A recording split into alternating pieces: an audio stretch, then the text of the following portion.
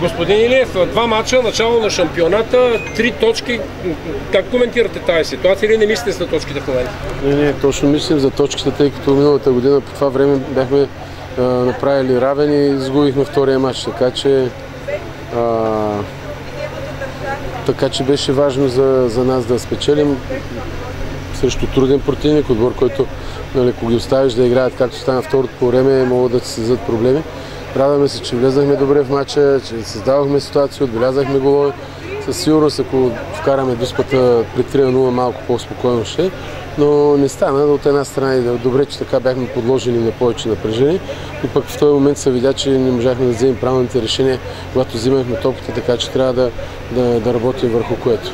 Това първо по време, между другото, беше едно от най-добрите, поне според мен. Имаше ли нещо, което всъщност така ли искате да играете отбора? Имате ли някакви забележки въобще към начина, по който го проведе тима през първото по време това мач? Забележки не, просто винаги има забележки.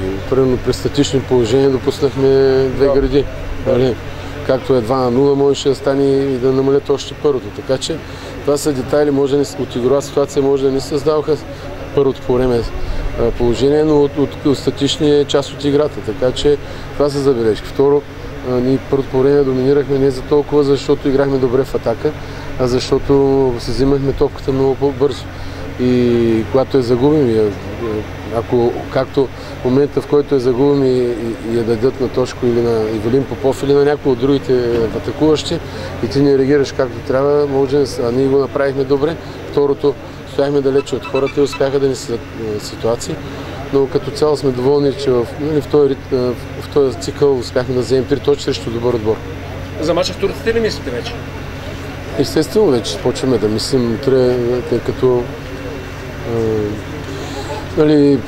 и там имахме не лоши моменти, и там имахме не толкова добри моменти. Като цяло трябва и днес трябва да се подобряваме със всеки един момент, във всеки компонент, тъй като с начало на сезона.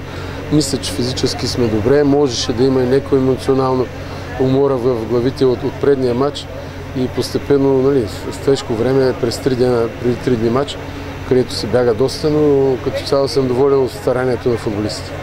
Мерси.